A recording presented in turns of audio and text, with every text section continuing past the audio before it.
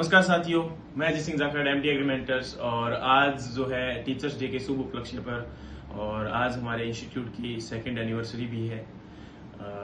5 सितंबर को teachers day के दिन ही आज जैसे कि आप जानते हैं डॉक्टर सर्वपल्ली राधाकृष्णन जी के जन्मदिन के उपलक्ष्य के ऊपर हम सभी इस शिक्षक दिवस को मनाते हैं और शिक्षक दिवस के ऊपर ही हम जो है इस एग्रीमेंटर को सबसे पहले 2019 के अंदर लेके आए थे। इसका एग्रीमेंटर को मेनली लाने का मकसद यही था कि आप सभी लोगों को क्वालिटी एजुकेशन जो है एग्रीकल्चर कॉम्पिटिटिव एग्जाम्स के लिए प्रोवाइड करवाया जाए। देखिए दोस्तों, आज शिक्षक दिवस है तो मैं आपको इतना बताना चाहूँगा कि शिक्षक जो है उसका हमारी ज़िंदगी में बहुत बड़ा महत्व होता है। आज मैं आप सब लोगों के सामने यहाँ तक इस मुकाम तक पहुँच पाया हूँ तो उसमें मेरे गुरुजनों का, मेरे माता पिता का बहुत बड़ा योगदान रहा है। उन्होंने जो मेरे लिए किया, उन्होंने जो मुझे तालीम दी, उन्होंने जो मुझे शिक्षा दी, उन्हीं की बदौलत है कि आज मैं आप लोगों के सामने आ पाया हूँ। तो दोस्तों, एक शिक्षक जो होता है वो पूरे साम्राज्य को बदलने की ताकत रखता है। जैसा कि आप जानते हैं चाणक्य ने चंद्रगुप्त मौर्य को आपका जो है धनानंद को रिप्लेस कर और एक बहुत ही बड़ा जो है काम किया था। एक प्रकार से शिक्षक ही थे वो, है ना। तो शिक्षक के हाथ में जो प्रलय और आपका जो निर्माण होता है दोनों ही उसकी गोद में खेलते हैं। शिक्षक जो है वो इतना महान हो सकता है कि वो कभी भी कितने भी बड़े साम्राज्य की नींव हिलाने की ताकत रखता है।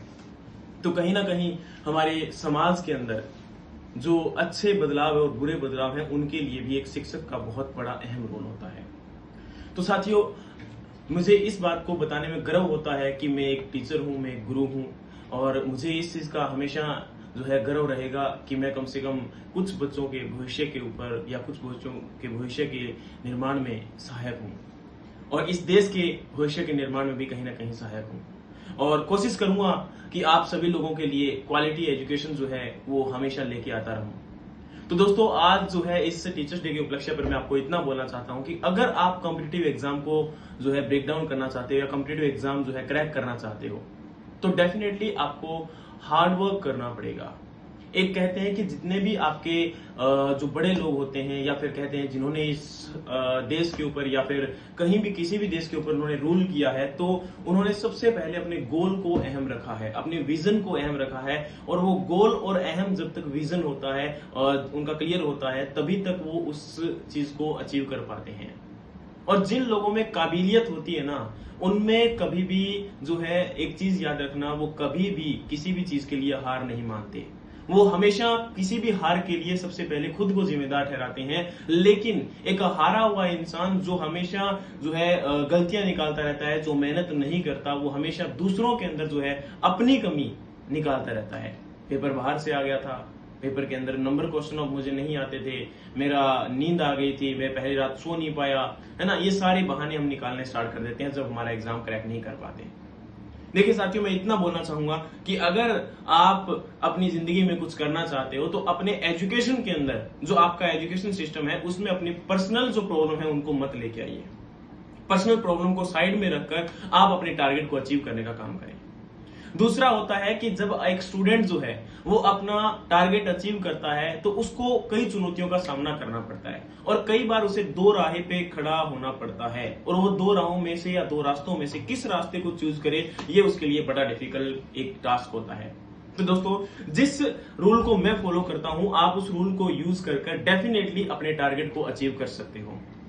मैं हमेशा दोनों आपकी चुनौतियों में से उस चुनौती को चूज करता हूं जो टफेस्ट होती है, क्योंकि जब हम टफेस्ट आपके एक टारगेट को चूज करते हैं तो डेफिनेटली हम लोग जो है उसको टारगेट को अचीव कर अपनी जिंदगी को आसान कर लेते हैं। लेकिन अगर हमने आसान टारगेट को, आसान चुनौती को चूज कर लिया तो हमारी जिंदगी जो है वो बहुत डिफिकल्ट हो जाती है। ये बातें कहने में, सुनने में बहुत अच्छी लगती है और हम कुछ दिनों के बाद बोर भी हो जाते हैं, मोटिवेशन के तौर पर ले लेते हैं। लेकिन आप कभी आजमा कर देखना, ये रियलिटी है। इससे जब आप निकलते हो, क्योंकि जब मैंने इंस्टीट्यूट स्टार्ट किया था बहुत सारे लोगों ने बोला था कि आप जो है इंस्टीट्यूट मतलब स्टार्ट तो कर लिया लेकिन इतना नहीं कर पाओगे, मार्केट में बहुत कुछ हो रहा है, आप ऐसे कैसे कर पाओगे, है ना, आपके पास तो नोट्स भी नहीं है, कुछ भी नहीं है। लेकिन जैसे तैसे करके उस मुकाम को हासिल करने की कोशिश की, आप सभी बच्चों का सहयोग रहा और हम इस मुकाम तक पहुंच पाए थे। पहले साल में हमारे पास वाकई में उतने बच्चे नहीं थे, लेकिन धीरे धीरे करके आज हम 2000 बच्चों का बेस लेके बैठे हुए हैं।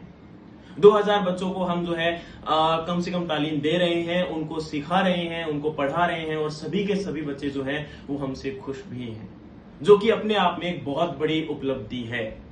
जितने भी बच्चों को पढ़ाया वो कहीं ना कहीं उनमें से कुछ बच्चे सेलेक्ट भी हुए हैं।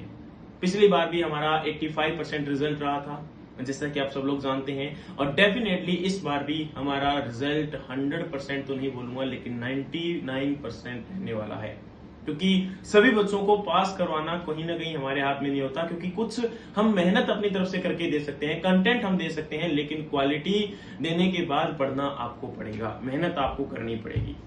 और उसके बाद आपका एक मैं अंतिम पॉइंट और बोलना चाहूंगा कि अगर आप कॉम्पिटिटिव एग्जाम को क्रैक करना चाहते हो तो बारीकियों पर ध्यान देना स्टार्ट दें।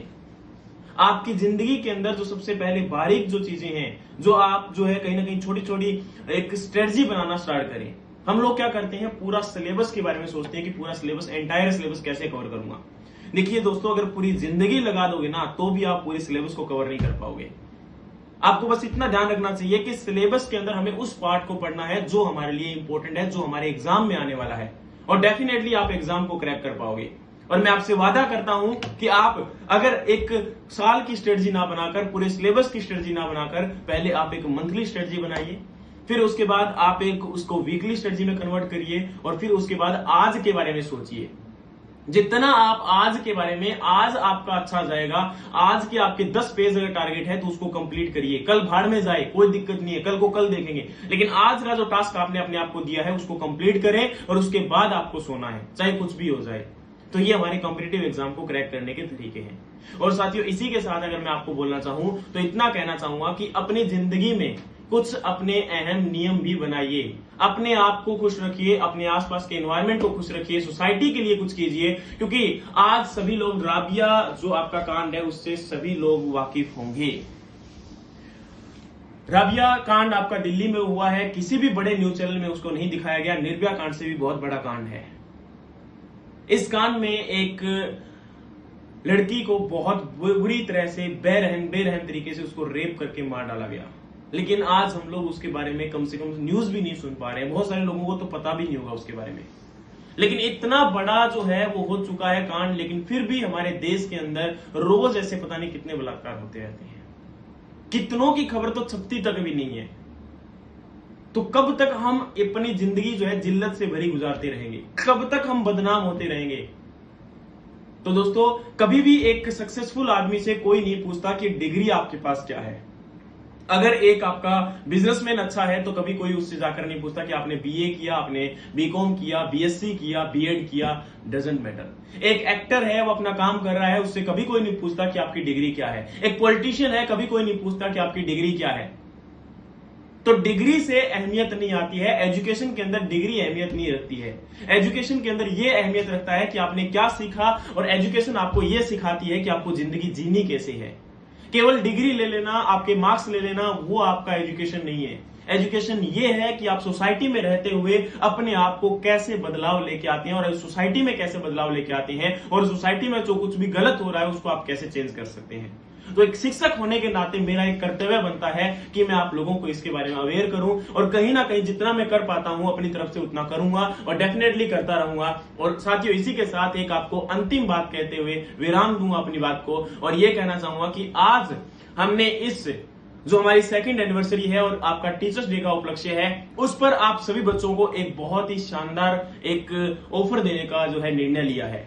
वैसे हम कभी करते नहीं है, लेकिन पहली बार जो है ये करने जा रहे हैं। आप सभी बच्चों को हम 10% जो है 20% जो है हम डिस्काउंट देने जा रहे हैं।